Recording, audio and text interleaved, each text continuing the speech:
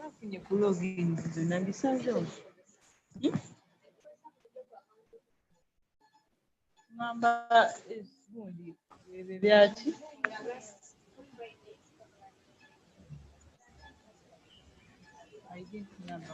Nze mbitegedde wano. Nze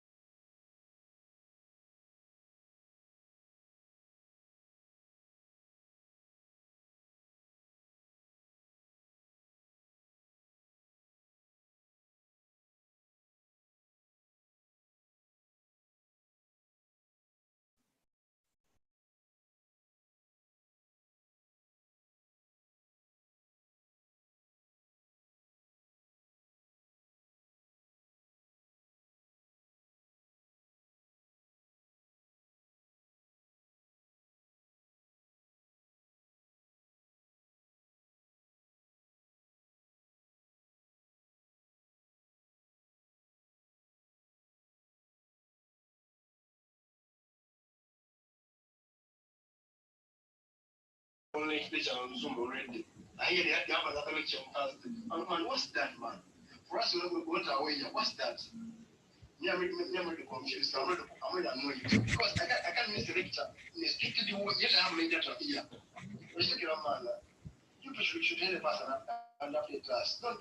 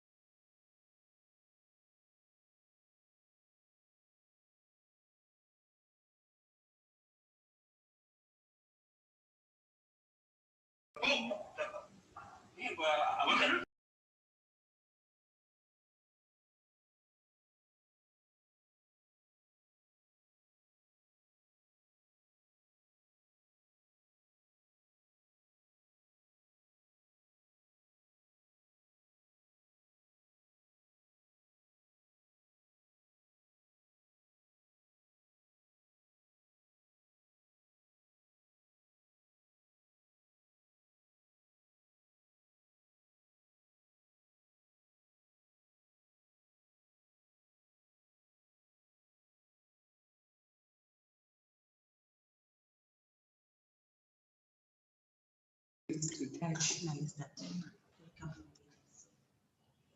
Good morning, everyone. Yes, my Good name morning. I'm the Finance and Admin Office of UWIL. I would want to take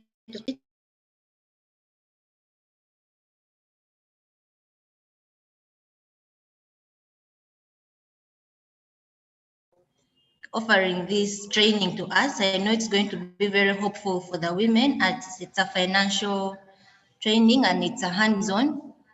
So I encourage the women to be attentive, call on friends, and let's pick up from here. Thank you very much for coming, and thank you, Finance Trust, for this opportunity. Looking forward to working with you. So let us request one of our members to give us an opening prayer as we kick off. Good morning, everyone. Let's humble ourselves for a word of prayer. In the name of the Father, the Son, and the Holy Spirit. Oh God, most merciful, most precious, we thank you for this morning. We thank you for a new day. We ask you to guide us through this training so that we can make use of what we are taught. Amen. Amen. Okay, thank you very much for that word of prayer. The floor is now open.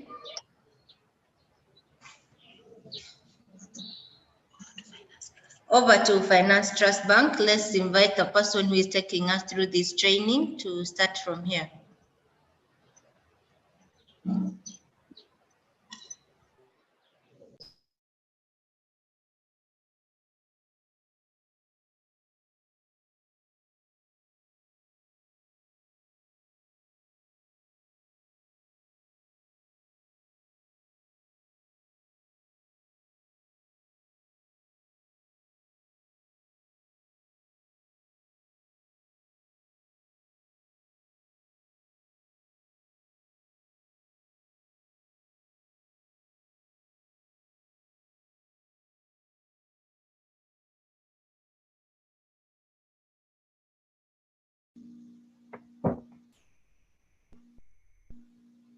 I hope you haven't lost us. We can't hear anything.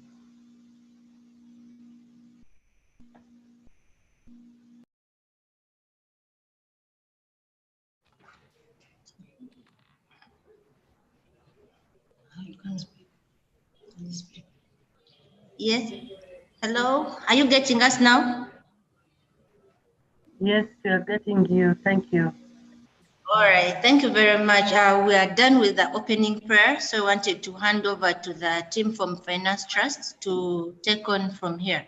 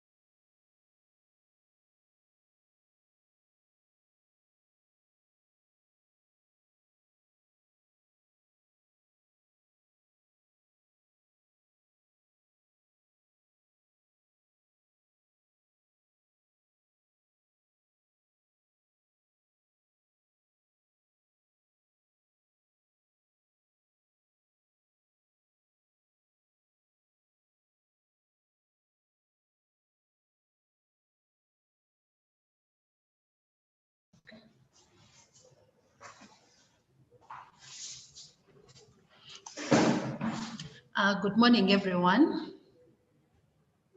Good morning, everyone. Can you hear me? Yes, at least I can hear you. Yes.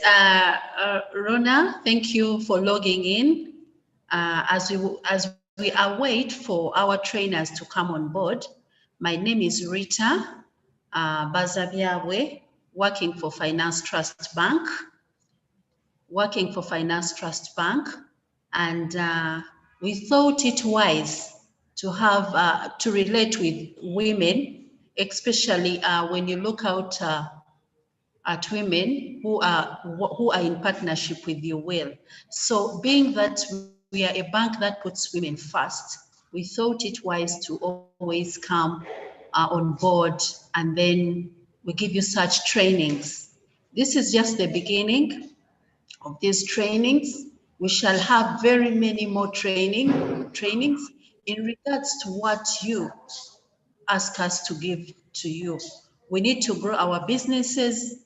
We need to be economically empowered, and to make also our environment conducive where we work from. So at this moment in time, I thank you for joining us. Thank you for putting in your airtime, your MBs, and you log on to our training. Thank you very much. Please be attentive. Don't give up. Encourage other women to join.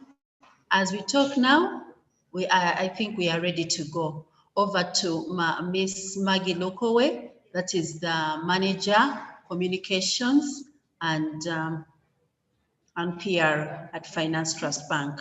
Over to you, Maggie. Thank you. All right. Good morning, ladies. Good morning, you will. Good morning, everybody who is tuning in online. My name is Maggie Lukowe, and I'm the manager for marketing, communications, and PR at Finance Trust Bank. We thank you so much for taking out the time, for committing your resources, and tuning in into this webinar. If you can, please invite more friends, because some of these things we might never get an opportunity to hear them or to get exposure to them. So if you can, send a friend a link, send a friend an SMS, send a friend a WhatsApp, and let them join into this webinar. You can host a watch party on your Facebook page if you can. We are streaming live on our Finance Trust Bank Facebook page. If you can go there, for those who are not getting the network very well, you can also be part of this very important webinar. Now, as part of our culture at Finance Trust Bank, we really would like to connect, would really like to add value, and would really like to share the success of women entrepreneurs, of our clients, and even those who have dreams. We can get you started. We can inspire you. We can do advisory services. We can lend you money. We can train you like we're going to do in a few minutes from now. And that is what makes us different in the market. It's because we do just more than keeping and lending money. We add value. Now, in today's session, we are going to be talking about two critical subjects. The first presentation is a continuation from our last week's presentation. We had a good presentation on bookkeeping, and from the feedback we got, members wanted to know more. Members wanted to hear more about bookkeeping and actually get hands-on training, a case study of how books can be kept. So we are going to do that today with Ruth Nabiwafu, who is our supervisor for SACCOs, lending groups, VISLAs, and investment clubs. She's going to take us through that session, and you can take notes. We will also be able to share copies of what we have done in our presentation with you on email. Then our second presentation is coming from an SME expert. He's good at finances, he's good at business development, and that is Chris Nsubuga Muga. I don't know if he's in the house yet, but Chris, have you joined us yet? I'm talking about you in absentia. I don't like to do that. Chris is a friend of mine.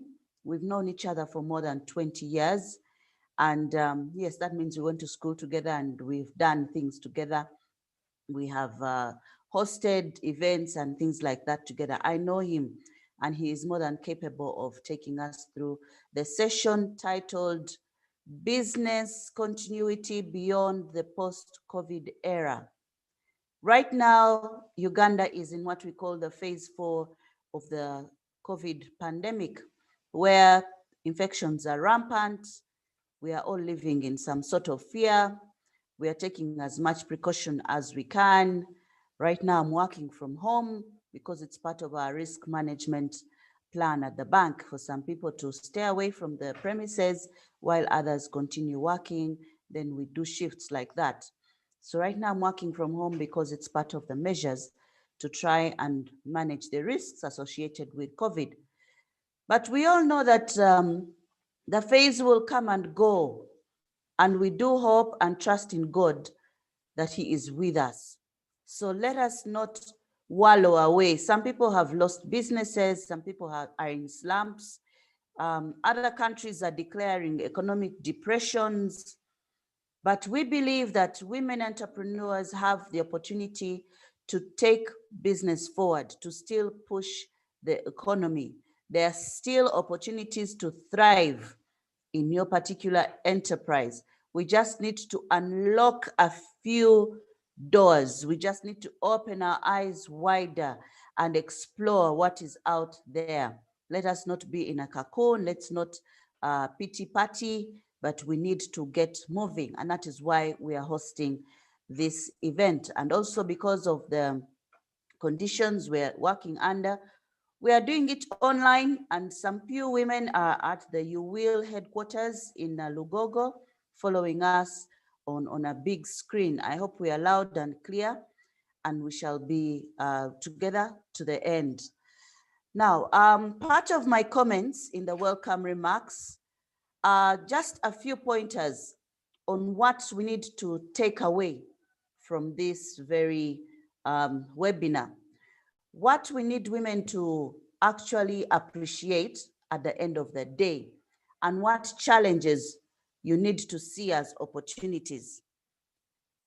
We would like to encourage you that at the end of this webinar, please adaptation. It is not worthwhile sitting in a class and then you don't sit an exam. It's not worthwhile getting to church, listening to a sermon, and not living the values of the information that you have got and making it real in your life. We need to move on beyond just listening. We need to adapt and do. That's how we shall see the results.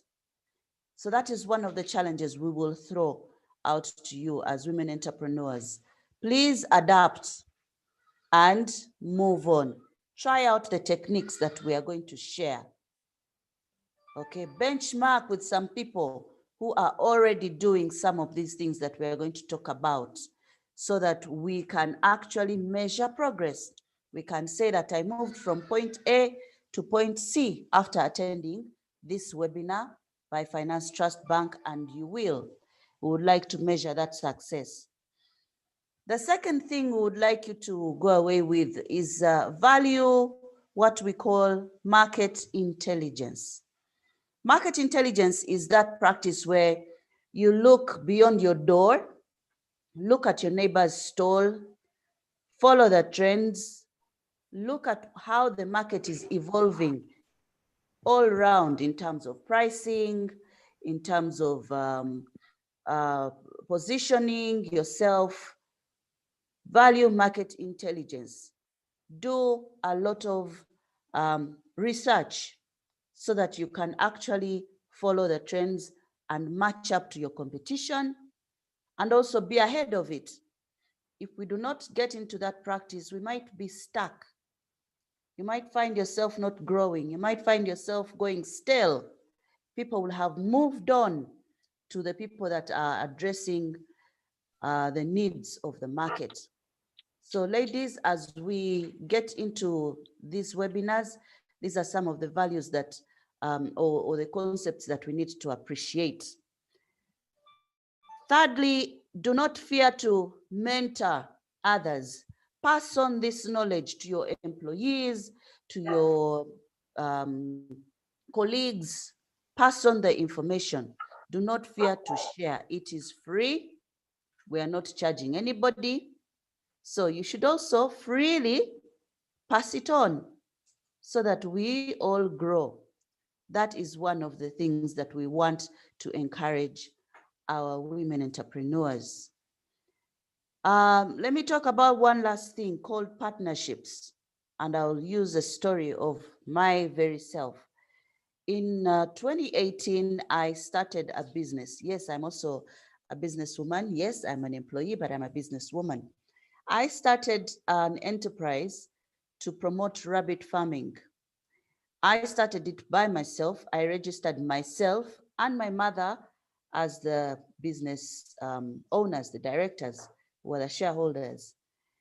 Then as the business grew, as I did market intelligence, I realized I was inadequate. I couldn't do this alone. I needed expertise. I needed capital. I needed support. And I had to invite other shareholders who shared the dream and just needed a platform which I had already created. And so far we are moving. Right now, I came down from being a 90% shareholder. I am now at 35%, but the business is moving. I got the inspiration from Steve Jobs, the man who started Apple. At one time, he had 5% shares because he had invited other people into the business and the business was thriving. At one time, he almost went down to zero, but he kept on the dream. And today, Apple is one of those companies a force to be reckoned with in IT technology and mobile phones and gadgets and all that kind of thing. Let's not be selfish. Get to know the partnerships that you need to create for your business to thrive instead of seeing it dying. It would not be a nice thing. You know, you will not lose anything. You will not lose apart from the share in the business, but that again for some time can only be on paper. But in terms of keeping the dream alive of your business, do not fear partnerships. Some of you need financial partners like Finance Trust Bank. You just need to increase your financial capacity. Get to know the right finance partner to get into bed with. It is important that the finance partner you choose shares some of your values, is empathetic, is actually credible. I would not encourage us to get into money lenders, those quick fixes. High risk. Get credible partnerships in finance. People that are flexible, people that are very, very knowledgeable about how to support businesses. I hope I am not being too fast. I would want to just use 1 more minute and encourage you to stay safe. It is our responsibility right now as a bank, as individuals, to encourage all our stakeholders to stay safe. COVID is real. COVID is killing people. We need to stay safe. Otherwise, we shall not live to see our businesses thrive. Let us stay safe. So with those few opening remarks, I hope I've given you some inspiration for you not to leave the room until we are done, to invite other people so that they know what we are up to. And finally, to get to the next level in our businesses because we are learning. I hope, Ruth, you're ready. Ruth Nabiwafu. She's at head office in Katwe at Finance Trust Bank head office. I hope you're ready to take on the presentation. The ladies are waiting. Are we there? Ruth, can you please confirm? Yes, I'm there. You're hardly audible. Can you please speak up so we can be able to pick up the sound? Yes, Maggie, I'm there. Okay, she's ready to start. So I'll leave the floor to you right now. You have at most 20 minutes to get this done. For some housekeeping rules, let's keep our microphones down, off. Please turn them off. turn your videos off so we can have a good quality for streaming. If you have a question, please use the chat room. There's a chat room on your phone, on your PC down there. You can just type. We also pride to hear from our participants after we have closed down the sessions. Please give us your email address in the chat room and your phone number so we can be able to pass on more information, especially in regards to the training that we are having today. Kindly leave us with your contact address. We would be very glad to get back to you in due course. Thank you very much for listening to me. Ruth, over to you. Take the ladies on with the bookkeeping knowledge that you have. Thank you. Welcome, Maggie. Good morning, my beautiful mamas. This is my name, and I'm here to present you bookkeeping. Just to give you a recap of who Kindly an speak up, entrepreneur. Ruth. We can hardly hear you. Please speak up, or can we have the volume increased? Please do increase the volume. Is it okay now? Is it okay now, Maggie? Much better, but you can do a lot more better. Okay, I'll try to be audible enough. So an entrepreneur is that someone who comes up with a business idea and forwards it and puts it to work and starts up a business. As an entrepreneur, you are supposed to be courageous in the first place. You have to be innovative, have that high commitment that it takes, have that positive self-esteem, the confidence. You be a risk taker, and then you set the goal and pace. What does it take to be innovative? It means going to the next level before others get there. You have to take on that initiative to be able to sit down, analyze the challenges that are happening within your environment, and you try to provide solutions to those challenges.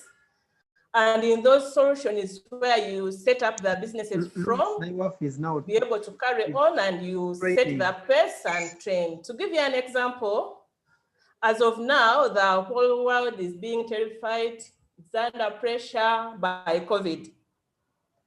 So as an entrepreneur, you can just sit down, analyze the trend and see what to do, how to come up with that business, and you tap into that market where no one has already gone to do the needful. In Africa here, we are not like those in the European countries who have these sophisticated nebulizers and whatnot. So for us, the poor Africans, we are still there at the grassroots level, trying to steam and beat up the virus. So as people are steaming, they are using these local herbs. I hear they use the leaves for mangoes, eucalyptus, cedar is omkomera, eucalyptus is kalitunsi. So those are the different leaves that they use and then do the steaming. But remember, the young ones cannot steam very well. They can't do much. They are not helped. So as an entrepreneur, you can come up like you get all those leaves that are used in steaming. Then you try to get oil out of those leaves. Then you try to get the oil out of those leaves and you put them on market.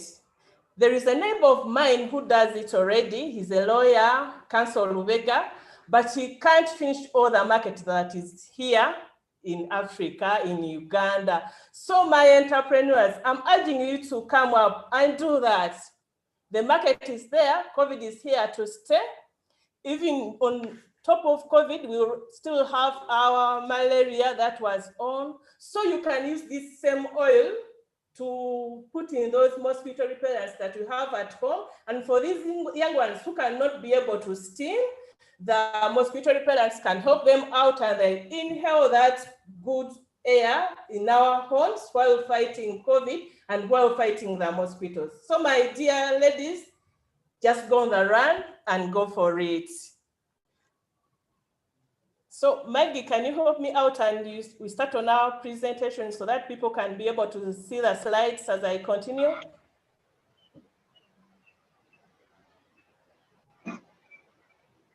As you are waiting for the slides, the aim of making the businesses is to make money, of course. And while making money, one starts to everything is from money. And this money is cash and stock. So at the end of the day, you have to realize profits. Maggie, we are waiting for the presentations for bookkeeping. Please put on the slides.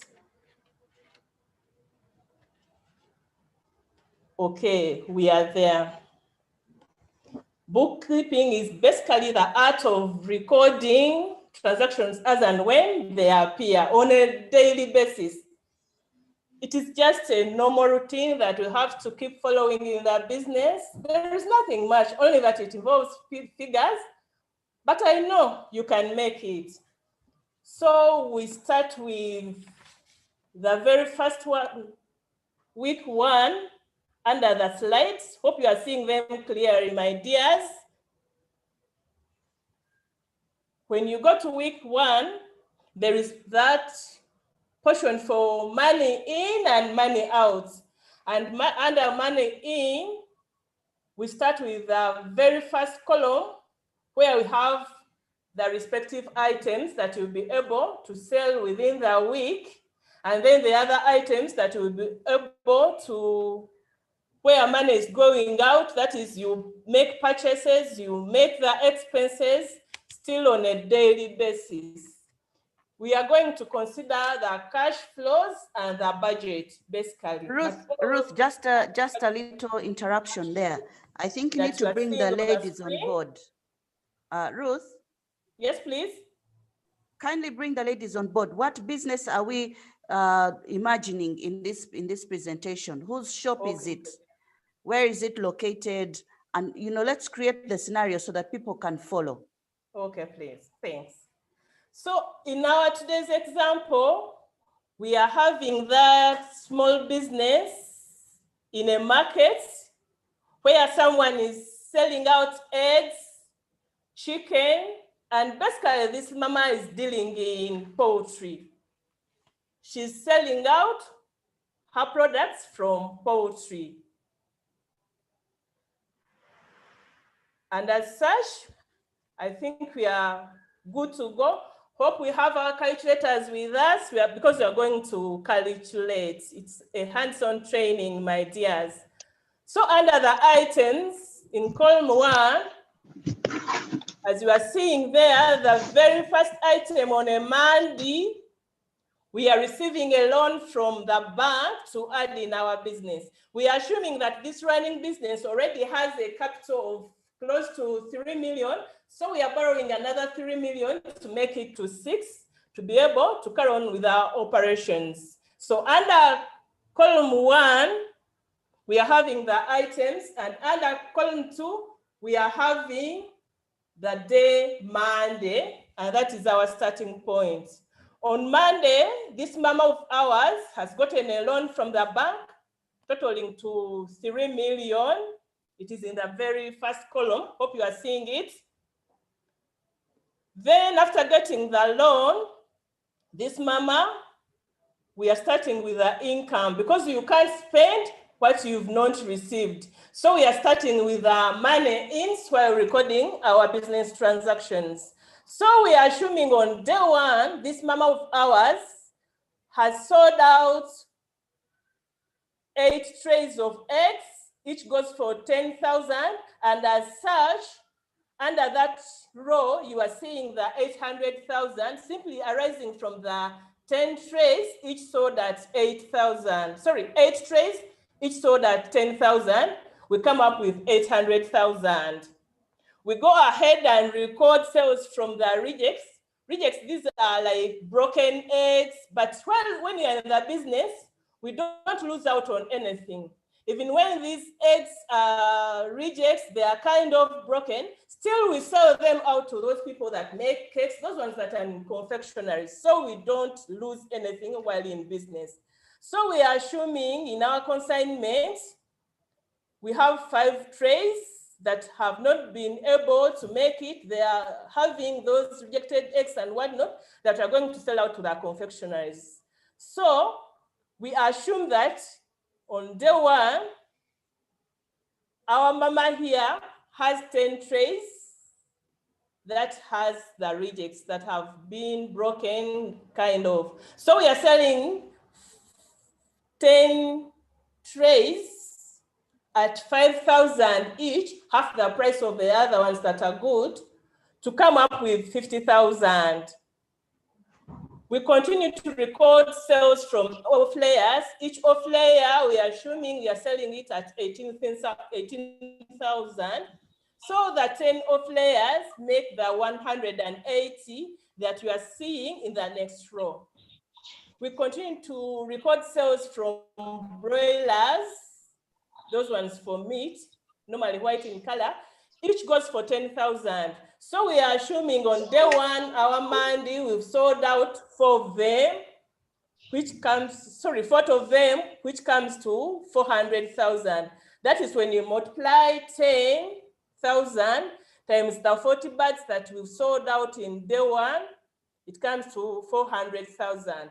Then we continue to broilers. Average price on the market is 20,000. So we are assuming on the broilers, we've sold out 10 broilers on day 1. When each goes for 20,000, you come up with 200,000. Hoping I'm not fast, we are going at the same pace. So after recording all the sales for Monday, now we come up to get the sum. For those of you who are having calculators, you can calculate through, and then we go the same pace. It is 3 million plus 800,000 from the eggs, plus 50,000 from the rejects for eggs, plus 180,000 for the off layers, plus 400,000 for the broilers, plus 200,000 for the broilers. If you've summed it up, we come with a total of 4,630,000 on our day 1 Monday. Then we go ahead and record down the expenses. Remember, I told you that we are going to handle budgeting and the cash flows concurrently. Under the budgeting, it is prudent that you apportion all the expenses within the month, and you apportion them in the 30 days that make up the month, so that you begin providing for these expenses on a daily basis. And when you are recording the expenses, you still put in these monthly expenses, so that you come up with a true figure that reflects how much you've made in a day. So we go to transports. We assume you are going to restock, being a Monday, so there is that transport for restocking. It comes to 100,000 that you've used. That is the fuel to the different places where you pick these products from. So our transport is 100,000 for Monday. It is on the very first row under the column for Monday, under the portion of money out.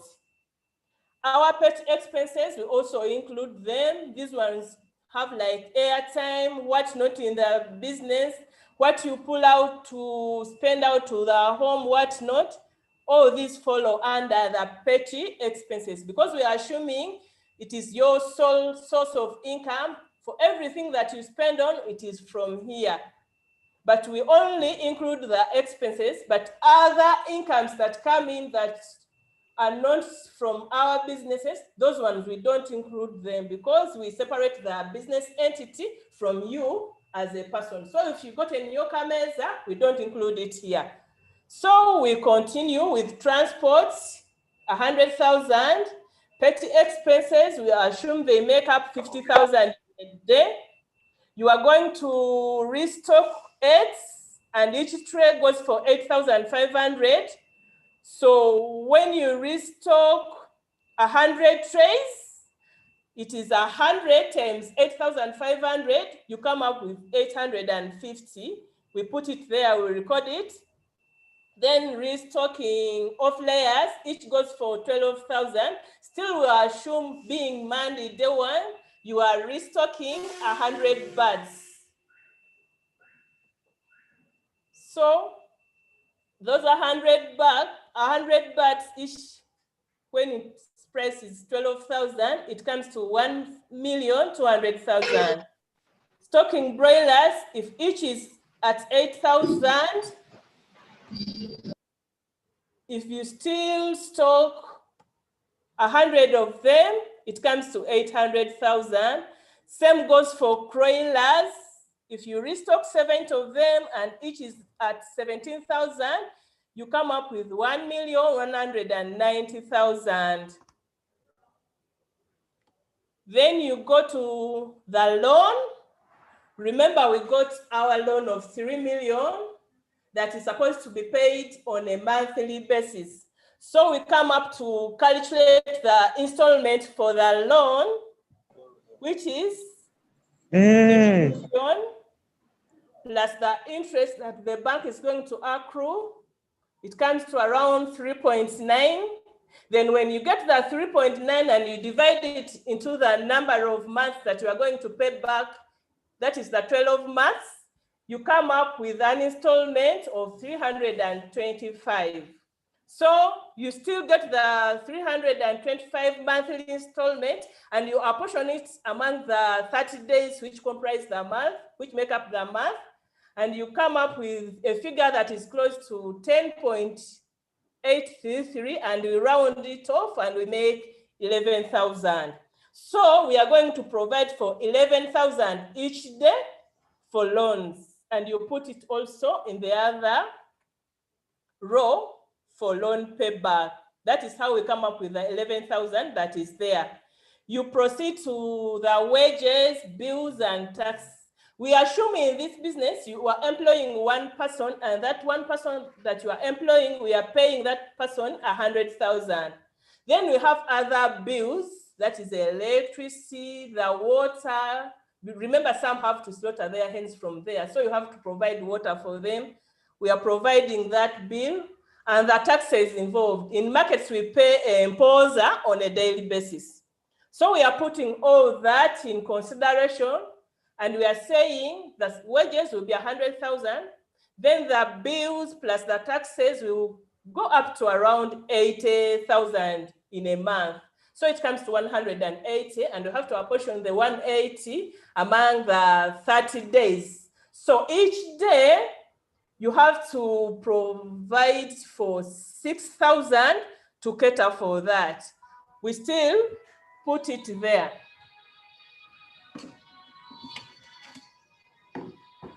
We still put it there. Same goes for rent. We are assuming that our rent is 300,000, and when we apportion the 300,000 among the 30 days that make up the month, it means on a daily basis, you have to provide for 10,000 to cover rent. So we now have all those expenses apportioned, well apportioned in that day. So we come up with a total of what we are going to spend on, or of what we've spent on our day 1, that is Monday. So we now begin to sum up our expenses. Under transport, we had 100,000. We add the 50 for petty cash, 850 for restocking, 1.2, 800,000, 1,190,000, the 11,000 for the loan, the 6,000 for the wages, the 10,000 for the rent. When you total it up, we come up with a total of 4,217,000. So in order to be able to know the income that we've got from day 1, we got the 430,000 that we made under the money ins, and we deduct the 4,217,000 that we've got under the money outs. we come up with a net of 413,000.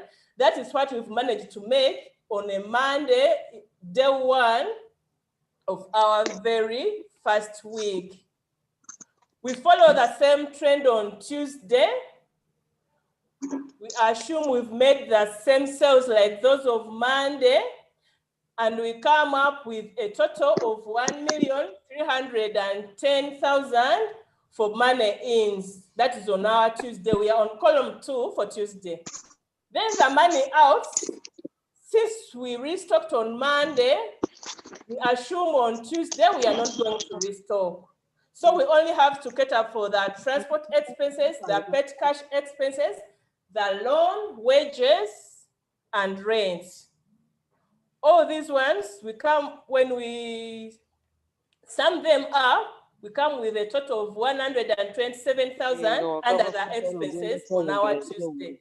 So we less the 127,000 from the money ins, which we got 1,310,000, and we come up with a net of 1,183,000. You see that now our net income has shoot up. Reason, we did not restock. So we continue to day 3, that is our Wednesday. And on Wednesday, we were able to sell out 90 trays, and we got 900,000. Then all those other ones that we got, hope you are following. And we came up with a total of 1,410,000 under the money ins. So we go to the column for money outs on our Wednesdays. And since on Tuesday we didn't restock, Wednesday we have to restock some. That is basically the eggs, since they are selling very much. So we have to restock on our Wednesday. Meaning we restock 100 trays. If each goes for 8,500, we are restocking using 850,000. We are buying another 100 trays of eggs on our Tuesday. That is why we are restocking on Tuesday. So the Tuesday expenses will be having the transport, the petty cash, the restocking bit of it for eggs, then the other normal transactions of the loan payback, wages, and rent. We come up with a total of money outs of 1,027,000. When we less it from what we got under our money ins of 1,410,000, we come up with a net of 383,000. That is day 3. That is how it has gone. So we go to day 4, our Thursday.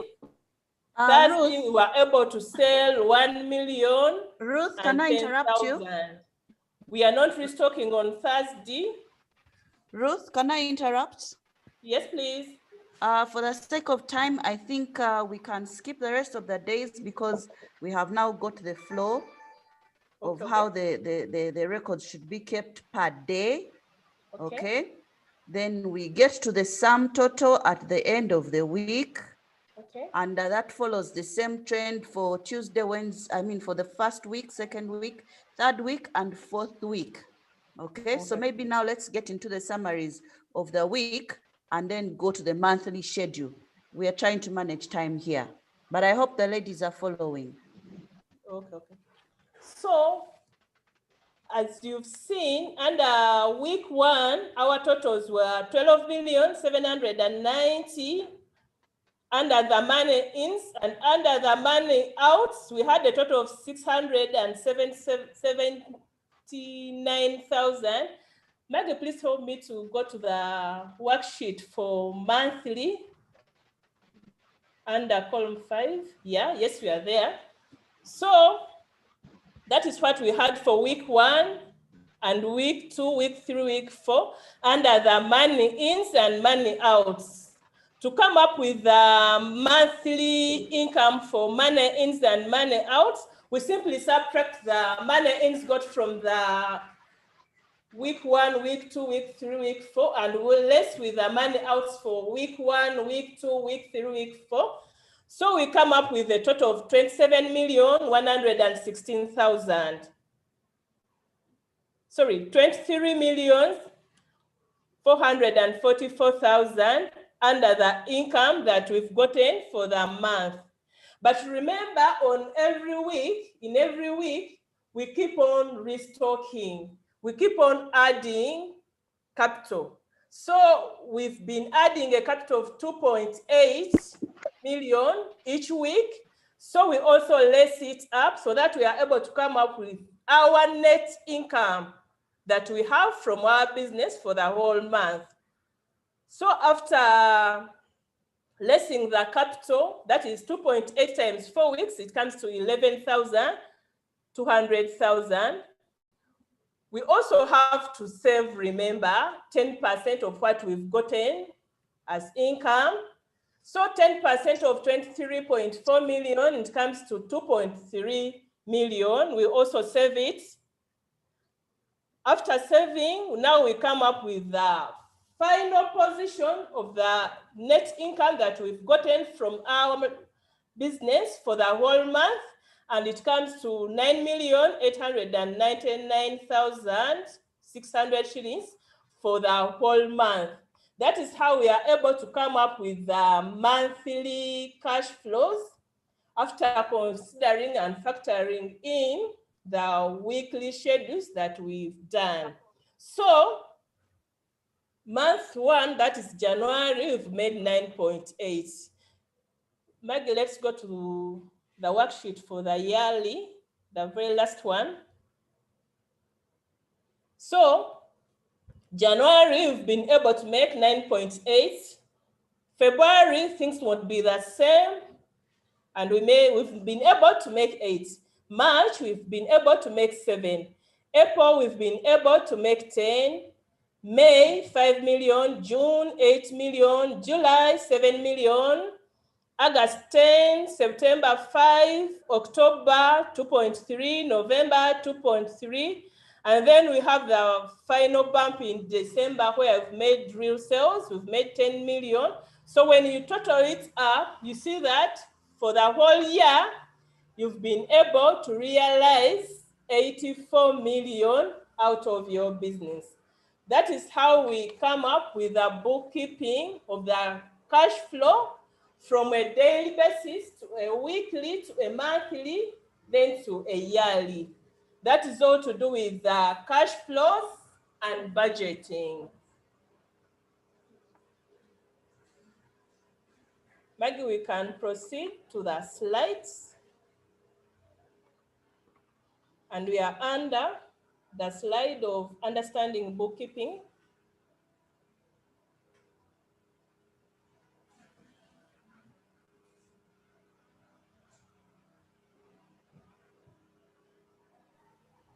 Let me find it shortly, but you can continue.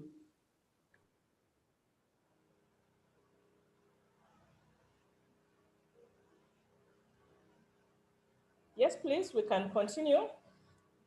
So having seen our cash flow and having gone through the budgeting process, as an entrepreneur, it is at that point that you begin to determine your goals for 2021, how you are going to spend, and you have to budget strategically in order to grow your revenues and increase on your profitability. We are proceeding to effective pricing. With effective pricing, when you are coming up with that price that you are going to sell your commodities at, you factor in all others like the rent that you spend, the tax that you spend, the transport costs that you incurred while restocking, so that you come up with that price that can be able to favor you after selling, to be able to realize some income, and at the end of the day, make some profits so that the business keeps on going, keeps on growing. So with effective pricing, after considering in all those facts, you come up with a price where you are able to get profits. But this price doesn't have to be the price that your neighbor is selling at. Remember that in this, for them, they normally sell at a lower price. So when you see that price that you've come up with after factoring in all those other factors like we've said, them, the markup and whatnot. If you are not able to sell out, it means you don't have to sit back, but you have to rebrand. Like I told you last time, rebranding, you have to take your business now to the next level. You repackage yourself very well. You begin on the advertisement bit of it. You add value to what you are selling so that people can be able to associate the price with the value attached to what you are selling out. Last time I cited you an example of the Yalelo. Still it is there. Those people have marketed well their Yalelo Ngege, whereby if you hear Yalelo, you just know it is fresh, and people buy the Ngege knowing they have value. Today I'm citing an example of Coke. These Coke guys, there is the way they've tried to be in the market for so long. The way they do theirs is that they considering the family entity bit of it. Like they are advertising the Coke while portraying those adverts where one is taking the Coke, sipping the Coke, the other one is looking in, but is in the real sense of like, I should also go in for this Coke and refresh. Then they bring you the bigger bottle whereby it can contain the whole family. Mom is there, dad is there, the kids all can also get from that same bottle. So they show you that by buying our big bottle, you can be able to save, and you buy one and the whole family shares on this same bottle. They go ahead and show you that even if you don't have a family, they still cater for you by having these other smaller bottles. So that is the kind of advert that I want you, my members, to also come up with. If you are finding that you are selling something, please take it to the next level.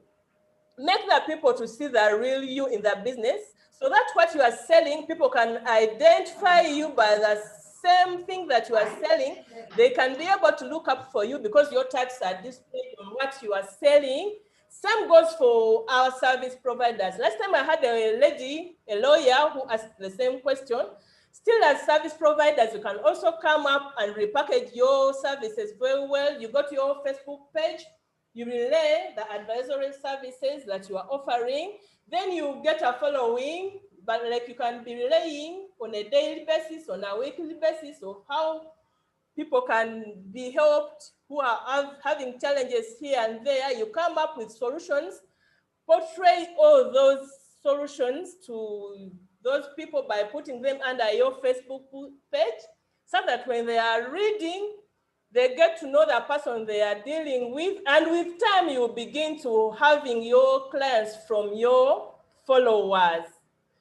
There is this untapped potential that really hurts a lot. I'm going now to the education bit of it. My beautiful teachers out there, those ones basically in maths and sciences, there is a way that they are doing out their very good work. They calculate well their numbers so that the students that they are teaching can be able to learn how to calculate, how to solve those bigger issues. But when, after solving this, what hurts a lot, what hurts me is that after compiling all that, they don't authenticate their work. No one can be able to trace for them so that they can be able to give them their sons and daughters, and they pass them through how these numbers are calculated on one. They don't authenticate their work. They calculate and leave their work there. Then these other button, they come in, they get all the work from the different schools, from the different teachers, put the work under one book like this. Then they strategize themselves in places where they are best seen by the parents. Then they begin to photocopy their beautiful piece from the other teachers of ours. They put it under one book. They sell it to our parents. Now the teachers are losing out. They are not identified by their beautiful piece of work. It is these other people that combine the work that are selling it out. So my dears, when you are rebranding, make sure that you are being identified by what you sell, and people can trace you up if they want you. Simply by you doing the good brand, you add a tag and a name. That is all to do with effective pricing. we've calculated above and come up with the net incomes where we are getting profits. But it doesn't mean that every time these businesses will be making profits. No, at some point, you will be finding when your business is making losses. And remember, as a strong entrepreneur who is a risk taker, you can't just go out of business like that because you are not making profits, you are making losses. No, you carry on the load. So that is when you have to factor in partnerships, and the partnerships can go in. Maggie, let's go to the very last one where we are having how to execute in case of losses.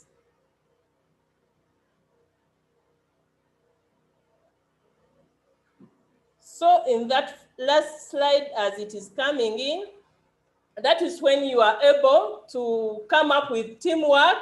Maggie talked about partnerships, and I'm here talking about the same. If you see that things are not moving well, you are not having the capital, so you have to get into the partnership bit of it now, and you go to what we call the supplier relationships. With supplier relationships, it entails having that good relation with the people who supply you the commodities that you sell out. You talk out to them nicely, they give you what you are supposed to get on credit. Because you don't have the cash, you are losing out on capital, so it means you have to go back to them, they supply you on credit, you sell out, realize that customer engine under the margin income under the when you've just sold out your commodities. So that customer margin that you realize as the income, you keep it, then you restock, still when they are supplying you on credit. So your role will be getting the commodities, you sell out, you realize a small income to carry through with your expenses. Then you go back to there and you do that up to the tune when you see that now you are beginning to breaking even, and then the business normalizes, and then you begin purchasing the way you used to do it in the beginning using cash. If you see that you can't do it well with your suppliers, that is when you come up to we as the bankers. Remember, you must have positioned yourself very well, and you must have gotten a bank account with us. So it is very easy. If you have an account with us, you come up to us and you'll be able to get a loan from us. You inject the loan in your business so that you carry through all your transactions as an entrepreneur. Still, if you see that after injecting in the loans, things are not coming up, that is when we go back to the core of having groups. Since I'm the supervisor for these circles, still I'm taking through the team support. That is how we come up with the formations of the groups. I'll come back with our Bina example that I cited out last time. With the Bina example, we go to the very last denomination of income in Uganda these days, which is 1,000. And out of 1,000, we are assuming that you are using the 600,000, then you leave out the 400 to begin on with our savings. So as a mama, we are assuming that on a daily basis, you are going to begin saving 400,000, you as you. So if you save the 400,000 for 7 days, you are able to come up with 2,800 on a weekly basis.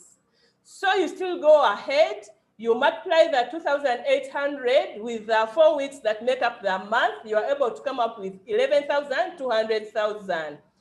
That is what you are able to save you as an individual. Then we go to the group methodology. We are assuming that groups take on numbers ranging to between 15 and 30.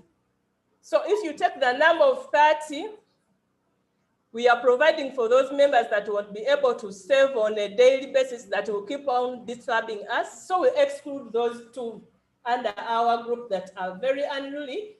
We go on with the 28. Our methodology is based on the 28 members of the group.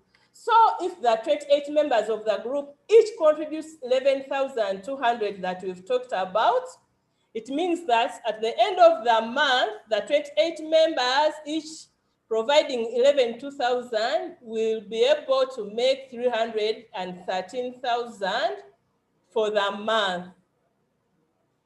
So in our group methodology, if you are saving 313,000 every month, if you multiply it by the number of months that make up the year, that is 12 months, in a year, in our group methodology, we'll be able to make 3,700,000.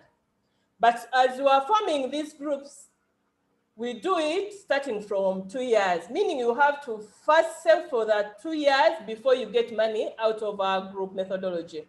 So when you subtract, when you multiply the 3.7 that we've made in 1 year, when you multiply it by 2, you come up with a figure that is close to 7.5 after the end of the second year. That is a good start for our group or our circles. For those who are stuck in their business, they can easily come up and borrow from our group. But since the money is little to cater for the 28 members in total, it means that as a circle, you can now come up to us in finance trusts, and we are able to lend out to you as a circle. Then you also as a circle, you lend to your other members so that they are able to come up and inject further capital in their businesses. That is all to do with our group methodology. Maybe to give you other tips, as an entrepreneur, you are supposed to set up your business as a legal entity, as in you have to make sure you register your business with the district or the government officials. After registering, you have to get a TIN number. TIN number is a tax identification number, so that as you are doing the restocking, as your commodities are coming in from abroad, you are able to pay the taxes promptly because you're already there, you have a TIN number. And even the revenue guys, as they are apportioning your tax that you are supposed to pay, they do it swiftly because your records are there and you have the TIN number. Still, like I told you, you have to come up and open up a current account with us to be able to transact using checks. That is if you are going to take your business to the next level when having to do with the government. If you are to supply the government, you must be having checks. So it means you have to be having a current account with us as a bank. Still going to the next level, it requires getting a software for your business. That is if you can afford it. If you cannot afford the software, like I told you previously, you go to your Facebook page and you run your adverts from there. Out of that following that is on your page or account, you'll be able to get clients or customers. Also, you have to choose the right point of sale. That is, you go digital, where you have accurate records of your businesses. Lastly, because time is running up, you have to keep track of your inventory and costs. You always do a spot check in your business. Don't leave it to the younger ones, that the junior that you put in the business, but you come in as the person who injected business in your, as you injected capital in your business, you come up, you do a surprise spot check, you count your stock, you verify it, so that you are not making losses simply because the person that you put in your business is not doing right. Ruth, as the timekeeper, I would like to caution you. Ruth, as the timekeeper, I'd like to caution you, we're running out of time. Kindly summarize so we can get to the next presenter. I'm done. I'm waiting for the questions, Maggie.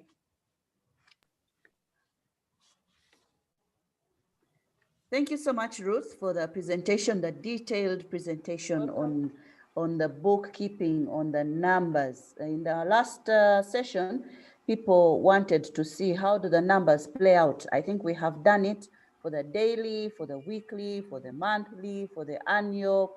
If you're to engage an auditor at any one time, your records should be speaking. and what the auditor gives you might not be very far from what you already know. So that's the advantage of having your bookkeeping in order. If you have any questions, as we mentioned earlier, please put them through to the chat room.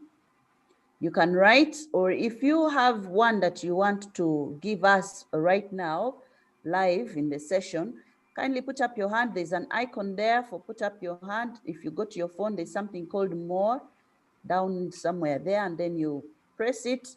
We see your hand, and you can be able to give us your question. Or simply be fast enough, unmute your microphone. Like I see Oyela Alba Olweny, you have your microphone on. You have a question? Yes, just a quick one. Thank you, Ruth, for your presentation. I wanted just to understand in your bookkeeping session why we do not include the 10 eggs that were sold. So for that, for us to be sure that the amount we have gotten, say on Monday, is for sales of 10 eggs. Why is the 10 not included in the columns? That is my question. Thank you. But 10 what? Like you said in the bookkeeping session, for instance, money in item 1 and on a Monday, you talked about sales of eggs, sales from eggs at 10,000 per tray, but you quoted about 10 trays.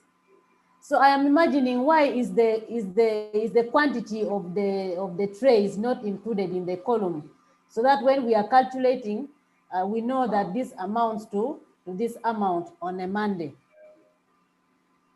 Because you are talking about 10 trays, 20 something trays, that's the area I wanted to understand.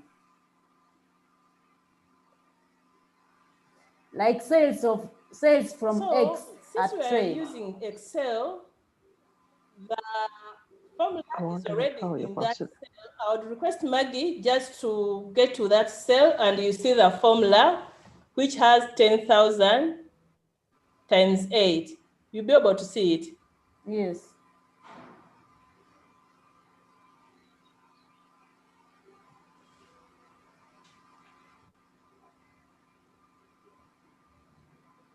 That is the formula, Mama. The formula is already there. Since we can't write everything in these worksheets, but we provide the formulas, they are in. Okay.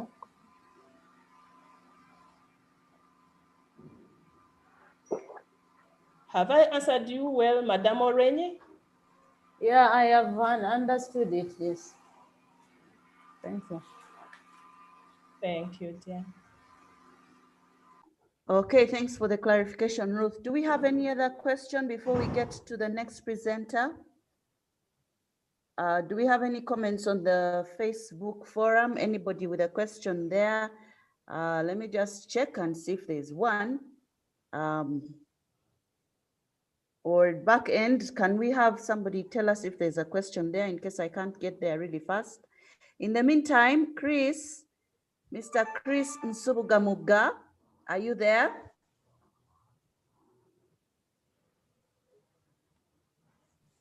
Yes, I am. Great to hear you. Good morning. Is your screen enabled? Can you share? Yes, it is. Okay, so maybe I'd like to roll over to you right now as people, digest the numbers. I think you're going to give us now the strategies on how to get over this so-called pandemic attack on our livelihood. I've already introduced Chris. Chris is a friend. He's a seasoned trainer. He will tell us more about that. His specialty, entrepreneurship, SME. He supports a lot of mentoring programs. He's a man of God. He's a family man, married to one wife, and he's got 2 lovely children. The rest I will not speak about. It's a lot. He's a Budonian. He's a Buganda Road Primary School alumni. So many things. Chris, over to you. You have about 25 minutes before we get to another break. Take it over. All right. Thank you very much, Maggie. For some reason, I'm trying to switch on my video, but it's disabled. I don't know if it's been done by one of the hosts. I'm not sure how to go around that. But I am very, very glad to be here. I have something to share that's going to be on slides. So I guess my face won't be that important anyway. Good morning, ladies and gentlemen. Really, really honored and glad to be here. I am a Gravitas Impact Coach, and I'm also a certified John Maxwell coach. So we do business growth, helping businesses to grow, to accelerate their growth, but we also do leadership development. I was asked to come and speak to you on the subject of reviving business beyond the COVID-19 era. Can you hear me? Maggie, I just want to confirm if you can hear me. You are loud and clear, Chris. Just a little more volume. Okay. All right. So I was asked to speak to you on reviving business beyond the COVID-19 era. And I thought that one of the best things that we can do is for me to, okay, something has just come up. I don't know what this is about. You can go right ahead. I think the technical team is trying to get you on screen. Okay. Yeah, so I thought that it would be great for us to start with doing a COVID-19 assessment that we've done in all manner of countries, in all manner of societies, for all sorts of businesses, large and small. And that would be good for you to assess yourself and say, okay, so if there was something that happened and because of COVID we're locked down again, how would your business do? Would you survive or would you shut down for real? Would you wait until you are made an essential worker or not? How do you pivot given the different scenarios that we're dealing with? So I just wanted for us to run through really quickly a very simple assessment, a very simple COVID-19 assessment. I'm going to be talking you through it. And what I'll ask that you do is on each of the different aspects, just score yourself from 0 to 20, just to see how you're doing on each of those, and then you do a total, so you sort of have a bit of a sense. Now, we use what we call the 7 attributes of agile growth. The 7 attributes of agile growth. Just want to be sure that we can all see this. Can we all see that?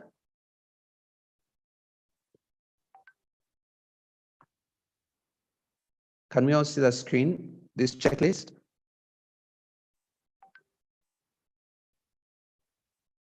Hello, Maggie, I want to confirm if you can see it. COVID Agile Growth Checklist. Yes, we can see it. Talent, we can see Brilliant.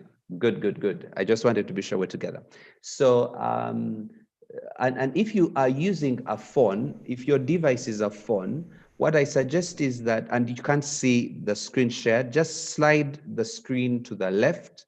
At the extreme left, you'll find the screen shared. That's a little trick that sometimes people who use phones are not aware of. Okay, so that will be able to help you. Okay, so brilliant. We now then, I want to look at the 7 attributes. The first is leadership. There's someone who's writing on the screen. I don't know who that is, but please just be careful not to write on the screen. Someone is writing on with a green marker. We don't want not to see what we're seeing. Okay, great. Let me carry on. So on leadership, which is one of the attributes. So businesses that really grow from really small to really great are really good at mastering these 7 attributes of agile growth for business.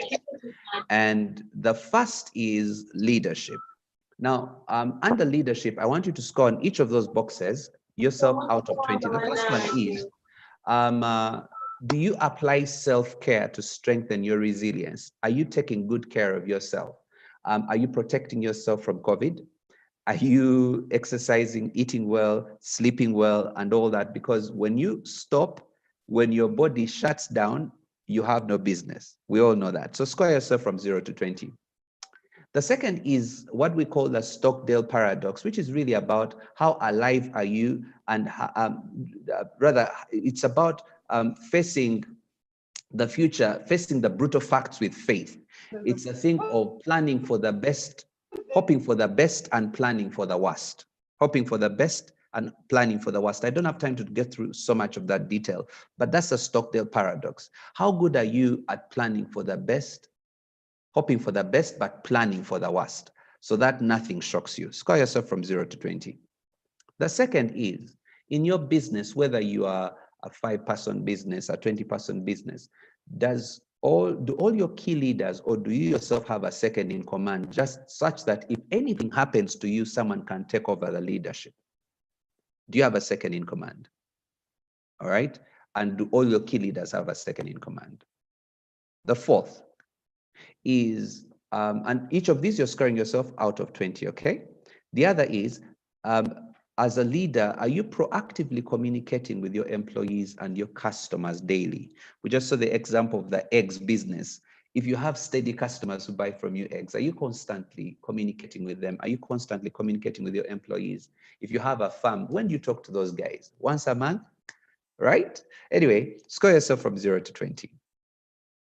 Then the fifth under leadership is on 5-level leadership and return on luck. And I'll explain that really quick. It's really about having people in your business who work for you, who are really working for the benefit of the business as compared to their personal gain. Okay, working for the benefit of the business as compared to their personal gain. So those are level 5 leadership. They're high performers, but they're working for the benefit of the business. And are you good in the business at turning bad luck into good luck, or a bad incident into something of an advantage?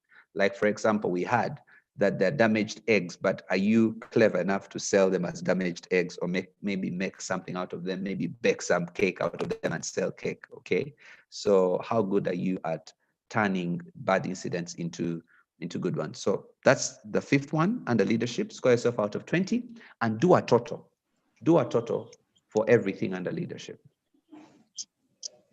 Okay, I'm now going to move quickly to talent. On talent, what we want to see is, are your core values and core purpose as a business, are they shared actively, and are they being used in your decision making? First of all, do you have core values as your business to say these are our values, or this is our purpose as a business? Right? Of course, if you don't have one, you're going to score yourself out of 0. But if you have one and you also have values, are you using them in decision making for the business? Number 2 is employee policies. Are they aligned with your local government requirements? Are you employing children under 18 because that's illegal? etc. Are you paying taxes? Are you, up to scratch? So are your employee policies aligned with your local government requirements? Score yourself from 0 to 20, because if you're caught, you're shut down, isn't it? Okay, 0 to 20. Number 3, are your employees and their families taken into consideration as changes are made? Because I know surviving through the COVID era, you're going to have to, some people are laying off employees or are scaling down on salaries. But are you taking into consideration your employees and their families? If you were in their position, how would you want your boss to treat you? So score yourself from 0 to 20 on that. The fifth is your talent assessed based on your core values and productivity, so that you know how to get the ideal team player? Are you keeping workers who are high on your values and high on performance, or do you have something like that you're using to assess your employees? Score yourself from 0 to 20. The fifth is leadership. Have you increased employee connections and conversations? Are you distant from your workers, or are you close to them? Because we all know that people who work for us really make our business tick, right? But how often do you talk to them? How often do you connect with them? Score yourself from 0 to 20 on that. Okay, so that's talent. We've done leadership, we've done talent. 5 more, real quick. Strategy. There's something called a SWOT analysis. Most people who've done business know that your strengths, the strengths of your business, the weaknesses of your business, those are usually internal. The opportunities and the threats, those are external. Have you updated your SWOT analysis to know, maybe by the last 2 weeks, these are our strengths, these are our weaknesses, these are our strengths, our opportunities and threats? If you have, score yourself from 0 to 20. If it's not up to date, score yourself anywhere there. Okay, core competences. Do you know what the strengths of your business are, the core competences of your business, and are they top of mind for you and your employees? What's the strength that you bring to the market? What makes you beat competition? Do you know that? Score yourself from 0 to 20. And I hope that as we do this evaluation, you're beginning to see where you are weak and probably something you can work on for your business, okay? The third under strategy is, have you done a competitive differentiation, which is really about knowing where you are stronger than your competition and knowing where your competition is stronger than you, all right? Is that clear? Right? Score yourself from 0 to 20.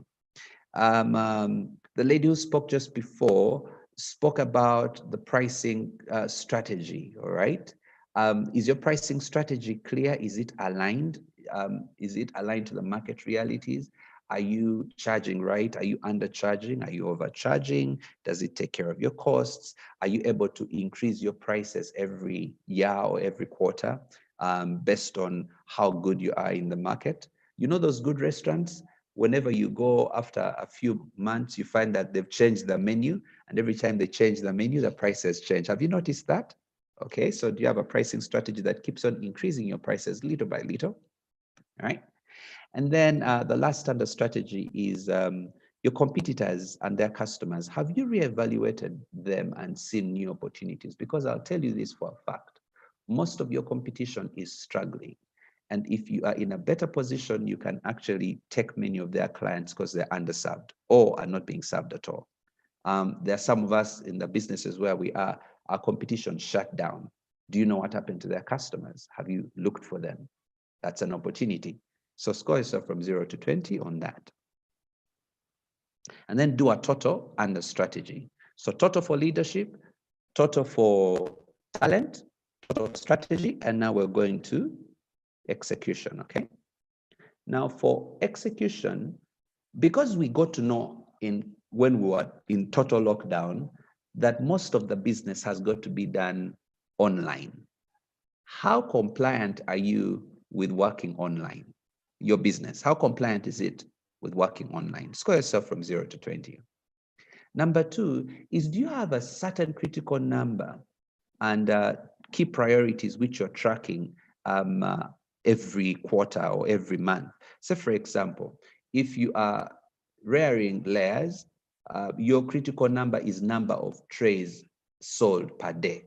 Number of trays of eggs sold per day. That's a critical number, isn't it?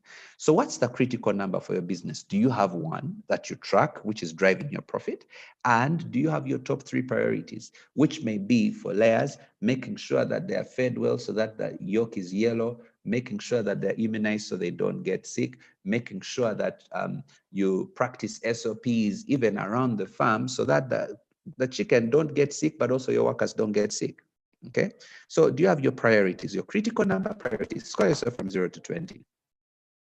Number 3 is, do you have communication rhythms that are structured for speed with data? How often do you meet?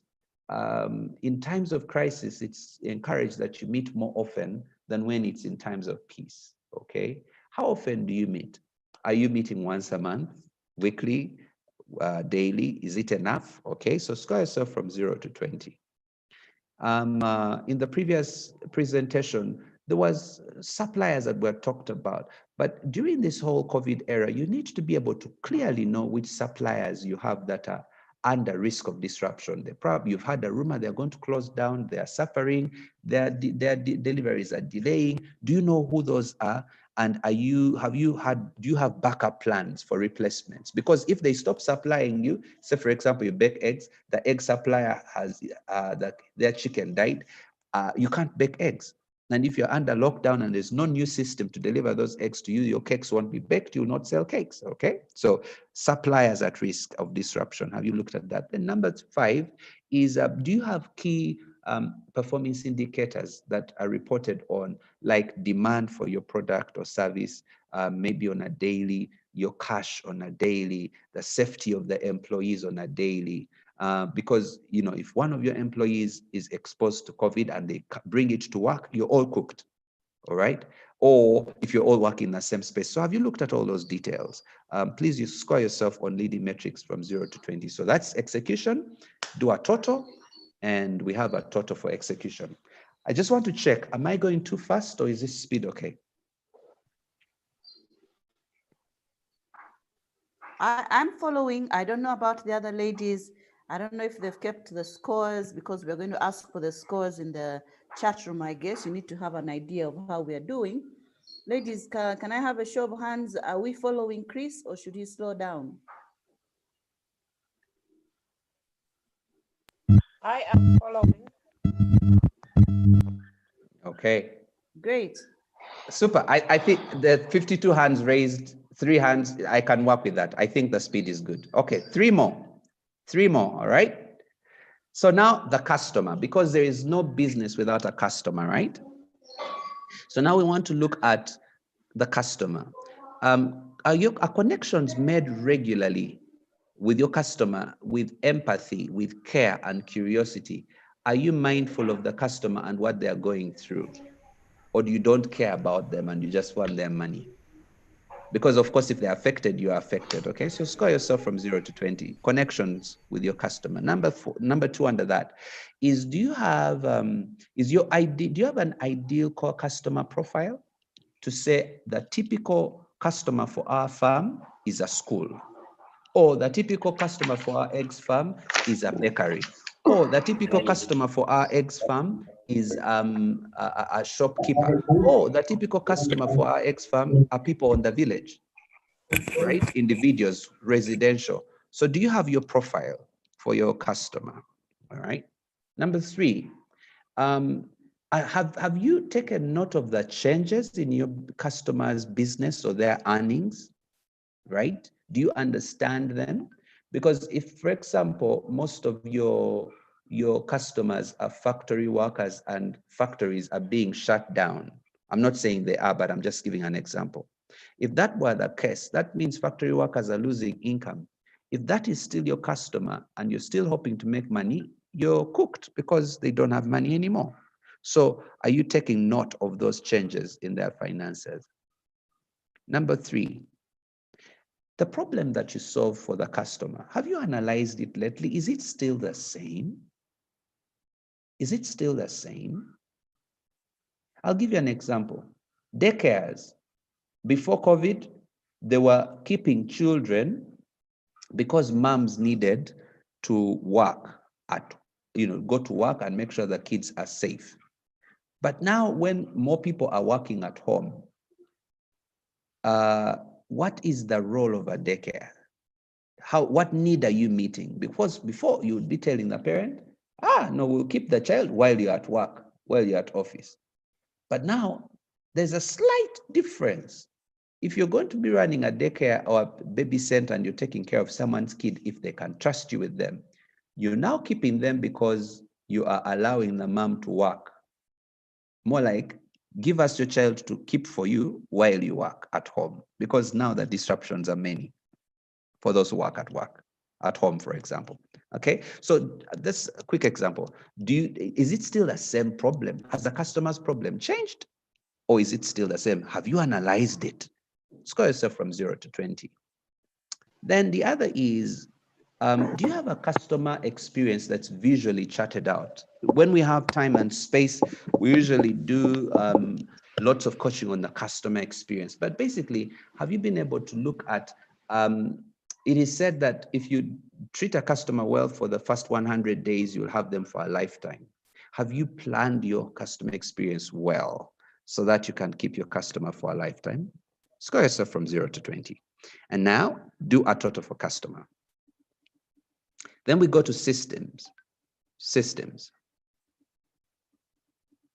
The first is, what are your top core 5 processes? Because a system is processes and people, right?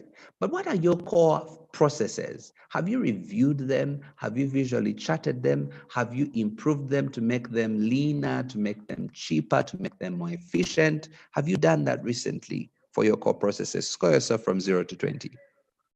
Number 2 is, do you have proper accountability for the processes and their outcomes? Are there people who you say, Say, for example, you have the chicken farm. There's someone who cleans out the chicken poop. That's a process. Who is in charge of it? There's someone who picks the eggs that are laid. That's a process. Who is in charge of it? There's someone who feeds the chicken. That's a process. Who is in charge of it? There's someone who gives water to the chicken. That's a process. Who is in charge of it? There's someone who immunizes the chicken. That's a process. Who is in charge of it? Okay. So is there accountability for processes and the outcomes for your business? Number 3, internal change leadership and management principles.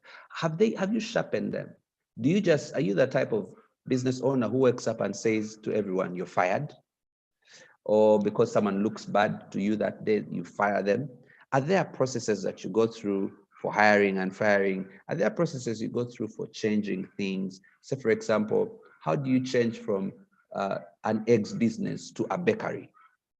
How do you get your employees on board? Some of them don't know how to bake. Are you going to teach them? Do you have a change management process in place? All right. The fourth one is, do you have a tactical 90-day plan for implementing digital and virtual tools? And in fact, implementing any change. Do you have a quarterly plan to say, last quarter, this is what happened. This quarter, this is what we anticipate. This is what we're going to change. Okay. Score yourself from 0 to 20. And do you have a crisis management plan? If the president shut us down again for another 2 months, can you survive? What's your plan? Okay. Score yourself from 0 to 20.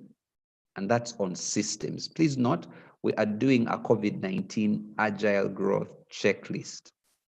How do we survive beyond the COVID era? That's what I was asked to speak about, but I thought that it's best that we look at some real hard-hitting questions to help us look through it. The last is profit. Of course, we've got to talk about profit, all right? And on profit, again, you're scoring each of these under at 20. I hope you have your systems total, okay? You're scoring these out of 20. Profit, number 1, do you have 3 revenue forecasts prepared based on rapid changes to say, good scenario, this is the money that would come in. When the scenario goes bad, this is the money that will come in. If the scenario is terrible, this is the money that will come in. And I'll tell you why. We're dealing with COVID, and now in Uganda, we have an election coming in 2021, Jan 20th to Jan 21st, thereabout. We have an election. So when you mix COVID and an election, which has been quite interesting so far, is your business able to weather the storm? And if there are drastic changes, what are the 3 positions for your business? Why do you need to look at those revenue scenarios? Is because if any of them happens, you need to know what to do. If you have a revenue scenario, which is worst case scenario, and it happens, you know that you'll have to let go of so and so and so and so, or keep so and so, or have the people stay at the farm in the one of the chicken houses because you can't afford transport or anything like that. You know, okay? Number 2, expenses. Have you categorized your expenses into what is mission critical, what is important, and what is not vital? This is okay. It's okay. Okay? Have you categorized your expenses into what is mission critical, important, and not important? Okay? So for example, chicken farm. The chicken feeds are mission critical. If chicken don't eat, there are no eggs. Chicken feeds are mission critical. It's important to have light in a chicken farm. Those lights keep the chicken warm and things like that, okay? But then what's non-vital is for you to have a DJ play music on the chicken farm for the chicken. If that's what you used to do before COVID, you don't need it anymore. And I know that's a hyperbole, but I'm just making a point, all right? Number 3, so if you have those 3 categories for expenses, score yourself, again, whichever way, score yourself from 0 to 20. Number 3 is cash flow. Is it optimized using the power of 1 and cash conversion cycle, which is really about, do you know which things to change? Have you renegotiated with suppliers so you pay them later? Renegotiated with debtors so they pay you earlier? Have you renegotiated volume that you're selling, prices and things like that, things that are actually going to help you to have more profit? And have you looked at your sales process? your make and production process, your delivery process, your billing process. How quick do you get the money in? Okay, cash conversion cycle. The Dell, Michael Dell's business, Dell Corporation, which makes Dell computers. Many of us have used them before and all that. Their current cash conversion cycle is negative 43 days. You pay them and then they deliver the computer 43 days later. Beat that. They're in negative. Some of us may have 200, positive 200 days and things like that. When do people pay you when you have, something that they need to pay for? Number 4 under that is, have you explored new sources of cash? It could be new income streams. It could be grants, loans, special programs, etc., etc. There are women loans in this country in different places. Have you explored all that? Okay, score yourself from 0 to 20. And then the 5th and last is the loan terms. This is a finance trust bank. Have you had an opportunity to renegotiate your loan with them if you have a loan? Because if you don't renegotiate it, it will kill you, and they don't want you dead. Okay, they want your business to survive, because when you survive, they thrive. Okay, when you thrive, they thrive. It's a partnership. Okay, but renegotiate those loans, the debt repayment. Reschedule it. It doesn't have to be cast in stone to say they said this much, and even when the business is hit, it has to be that much. Renegotiate, because actually they listen, and there's such a thing as loan renegotiation. Okay, so are you doing that? Score yourself from 0 to 20, and then let's do a total for profit.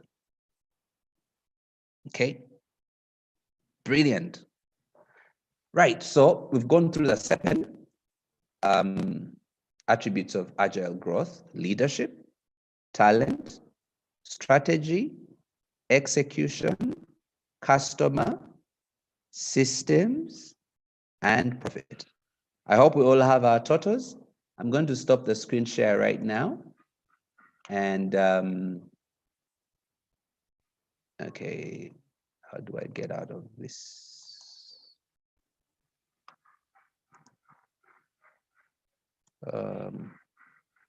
There's something that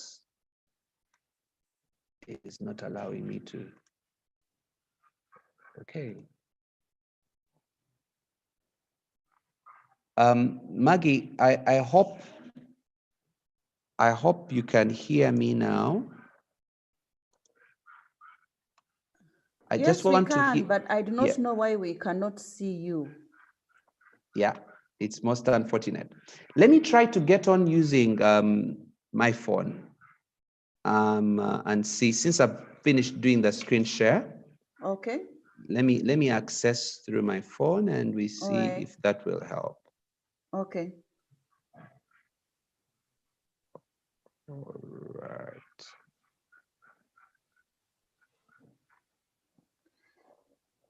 Bear with us, ladies. Let's get this sorted so we can see Chris. It's important that we put face and his feelings on the screen. It's better. It's a better way to communicate and have impact out of this.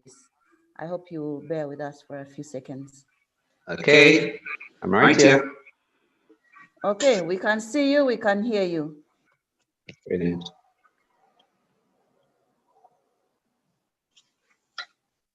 Okay, please All go right. right ahead. Yeah, so I just want to find out if there are any questions that any of the ladies have, and gentlemen. I'm sure there's gentlemen on the call.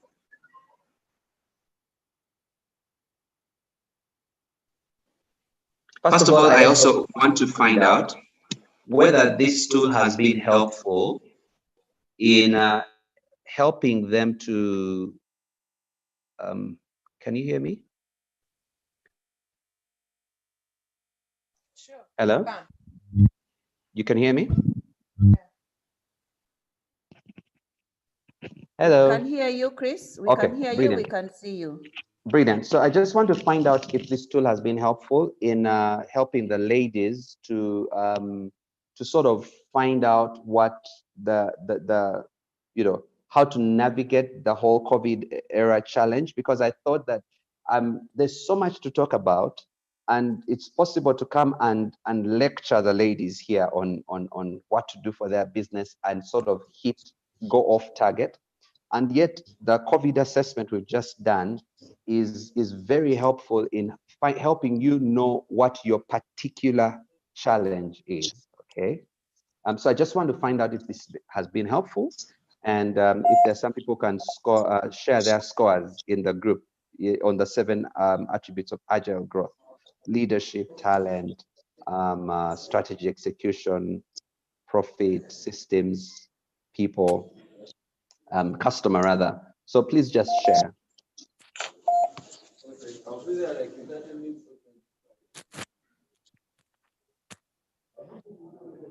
Can we have feedback through the chat room or right here on screen?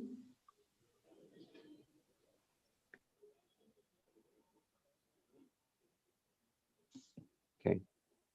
Or if there are any questions, I'll be happy to answer Can them. I think we have Zipporah. Hello. Hello. Can you Uh, share your name and the question? my name is Balunywa, Professor Balunywa. Nice to have you on board, Nice Professor. to have you, Professor. Thank you very much. I've posted something on the chat, but maybe I'll just say it and share it. I like the tool that you have indicated. However, I'm looking at my women.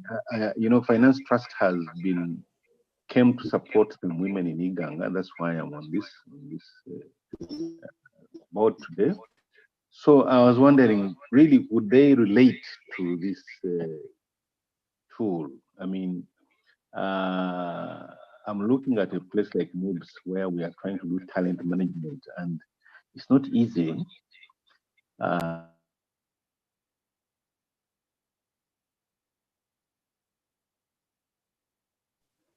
Hello? Professor, we lost you. I think we lost Professor there. Sorry. I think he's back. You can hear me? Yeah? Yeah, now we can hear you. Yeah, I was saying that I relate to Finance Trust because Finance Trust found me doing some work with women in Iganga, and they volunteered, they came there, they supported us, and some women have actually directly been able to secure loans from the bank. That's why I'm on board. But as I said, I like Yes. However, the question is its applicability to the level of businesses of women in mind. I'm looking at talent management. Talent management is something which even our own institutions, which are big, have over 1,000 staff, but it's difficult to get it, to manage it. And yet it's very, very important, especially in times of difficulty when you lose people. You can see with COVID, we are losing people, every day, and you don't know, you definitely need to be able to manage your talent in your organization. So I was proposing that the bank may wish to select some women organizations, some organization, try that model, that tool in that organization, so that the ladies who benefit from it can share the experience.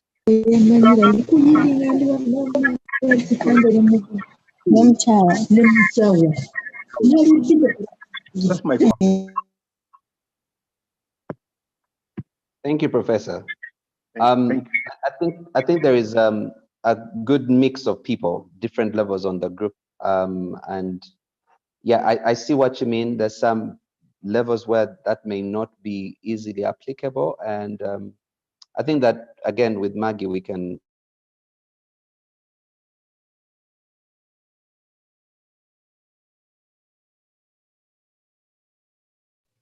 Chris, you're muted. Can you unmute?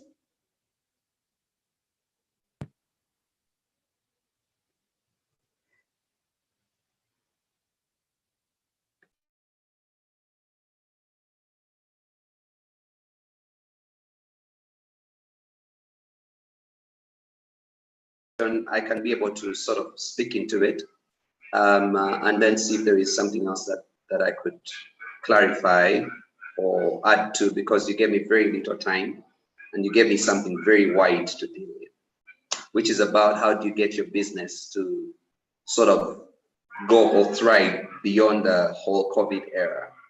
And just to say, without sort of like a framework to work with, and I'm not big on complexity myself, all right? I'm not big on, can you hear me? Yes, we can. Can you hear me? Chris, I personally can hear you. I hope the rest of the team can also hear you. And while I'm still on here, we have about 3 minutes, so we can actually bring this to a close. We've been here for almost 2 hours. All right. So what I want to say is that when you look at this framework and ask yourself, just a minute, and ask yourself, who are the leaders that I have? Who are the people who work for me? Just simply, and have you structured them well, and are you taking care of them? Are you connected to them?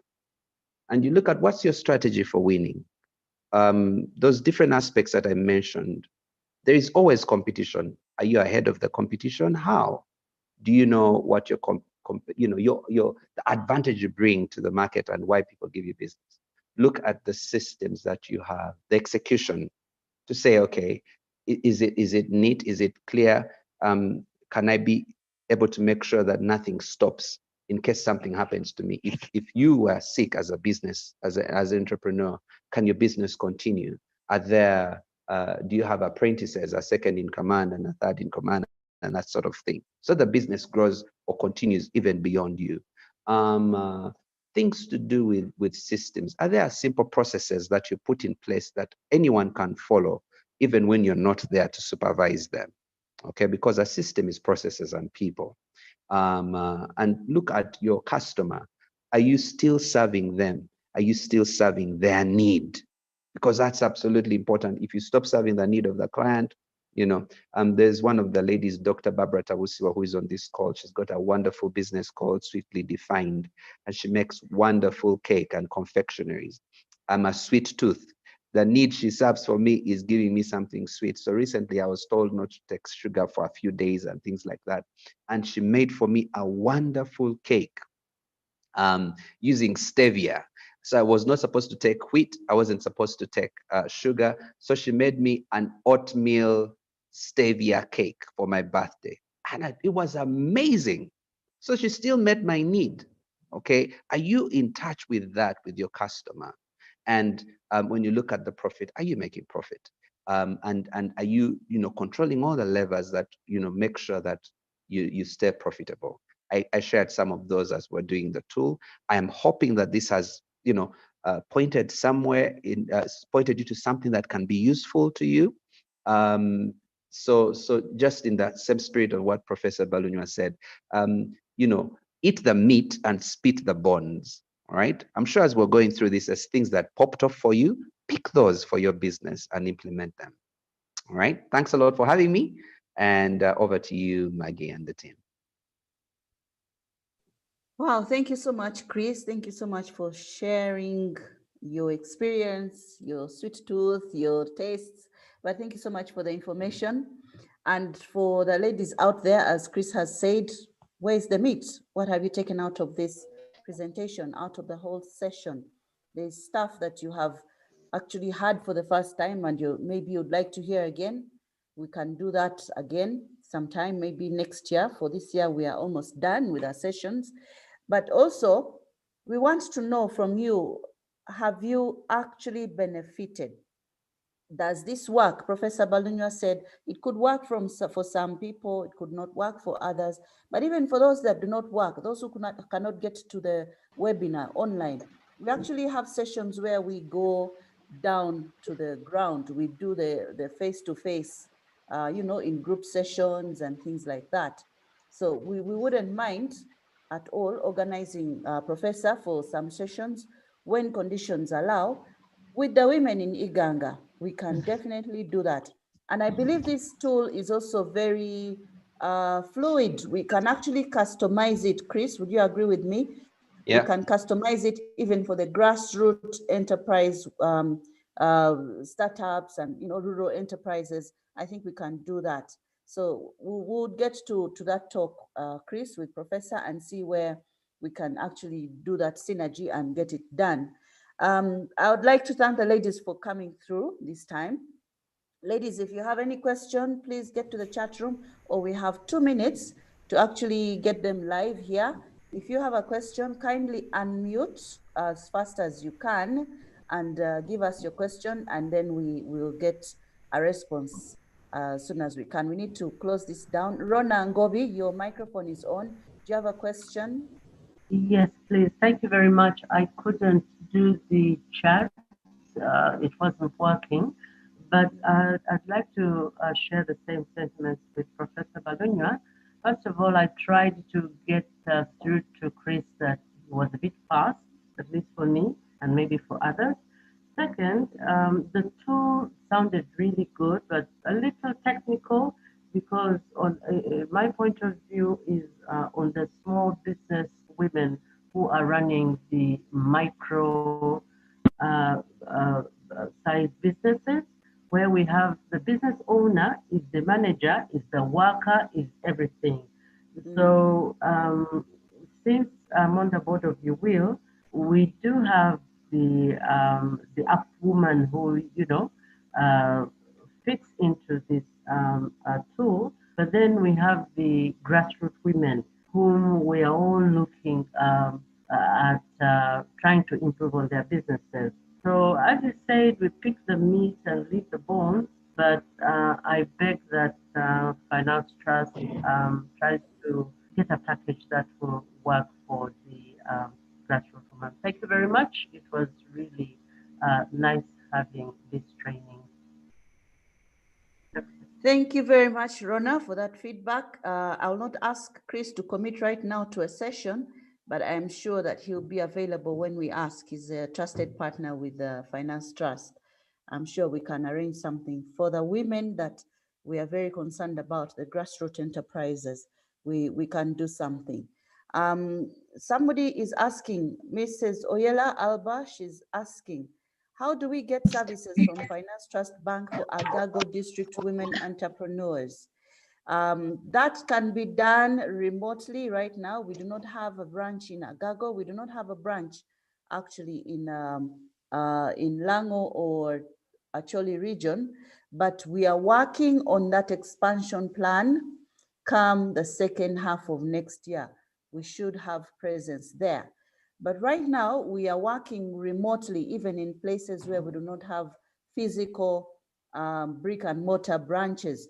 We have what we call agencies, agency banking. As long as you can access an agency banking outlet, you are banked. So we are trying to get the culture of walking into the bank for a service for people to start appreciating remote access to services. So, Mrs. Oloin, we are working on that hybrid. If we can do brick and mortar, and at the same time we transition slowly to remote banking, virtual services, and digital platforms. That is where the world is going. But we shall walk the journey with you. We shall not totally abandon you. So maybe in the second half of 2021, we will have presence in Northern Uganda, and Agago can be one of the districts that we'll get to. But currently, we can do remote banking. I hope that is clear. Kathy, do you have a question?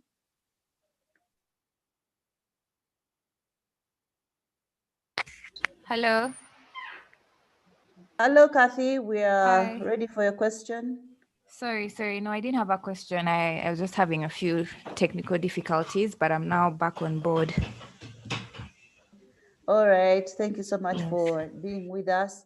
As I requested earlier, kindly share your email so we can get in touch with you later. Thank you so much, Rebecca Nanjala of Sorry. Elgon Spices. We've got your message in the chat room. You're appreciating the tool and you think it can actually be customized to capture different businesses at the different levels. Thank you so much.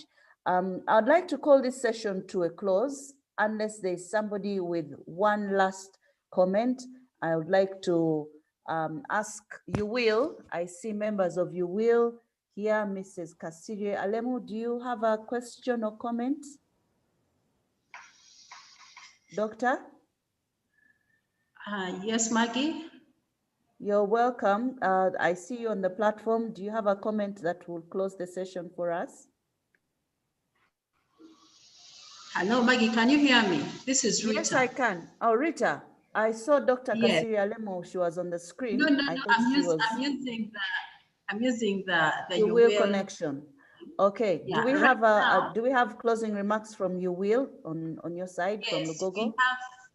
we have a board member who is with us. That is Miss Ngobi Rona. Maybe she can tell us something as in regards to the kindly closing. enable her screen, so her video, so we can see her and the environment at You Will and appreciate you.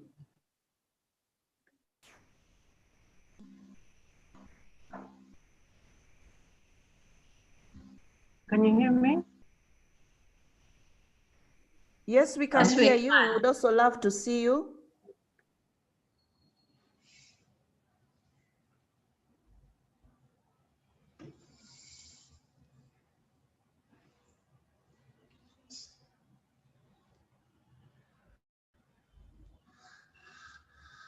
Rona, are you there? Hello? We Hello? can hear you. We are waiting for your closing remarks. All right. On behalf of You Will members who are on Zoom and those who are in You Will House, I'd like to take this opportunity to thank Finance Trust Bank and the other facilitator, Kristen Subuka, for putting together this training. I'm sure many women have picked quite a lot on what they can do after this COVID pandemic, which has affected so many businesses. And of course, the gentlemen who are also on the platform, I'd like to thank you all for tuning in. We hope that the ladies and the gentlemen will follow up on the offers that Finance Trust Bank is offering to teach we ladies in business, those at least who don't have enough capital or who need help in running and growing their businesses. We're told that Mr. Nsubuga is a person who does mentorship in business growth and leadership development. So we've got a whole wide area where to look for us to enhance our businesses and grow. I'd like to take this opportunity to thank you, all of you, for the training and for the women and the gentlemen for tuning in. Thank you. God bless you and bless your businesses to rise to the next level. God bless. Thank you very much, Rona, for the closing remarks. And without further ado, I want to thank our facilitators, Mr. Chris Nsubuga. Thank you so much for your time, for loving Finance Trust Bank and the commitment you have to getting businesses going. Thank you so much, Ruth, our very own, for your time. It was indeed a pleasure to get that hands-on training for bookkeeping. For our technical team at Finance Trust Bank, thank you so much. For the ladies and the gentlemen that are in the room, thank you so much for being a part of this. And we promise we will keep doing this. If this is the way we are going to engage, then we will keep doing it. For those who have shared your information, your contact details in the chat room, thank you very much. We'll get to you. We'll keep you informed on when we can, when we are able to do this again. For now, I'd like to sign out on behalf of Finance Trust Bank.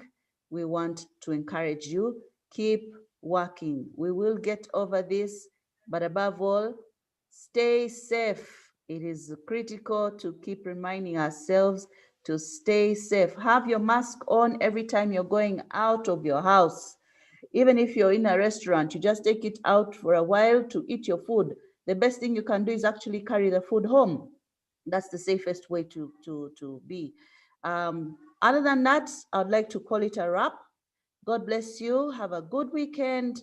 And remember, Finance Trust is there for you because we put women first. That is our pride. Thank you. God bless you.